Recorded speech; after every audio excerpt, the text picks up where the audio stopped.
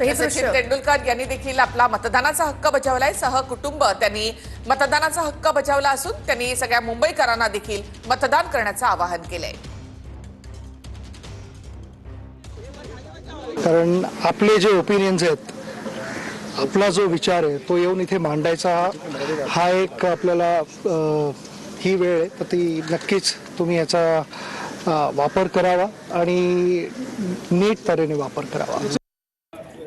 यापूर्वी अभिनेते नाना पाटेकर यांनी देखील दादरमधल्या बालमोहन विद्या मंदिर या मतदान केंद्रावरती येऊन मतदान केलं होतं. त्यानंतर त्यांनी प्रतिक्रिया देखील दिली. बघूयात.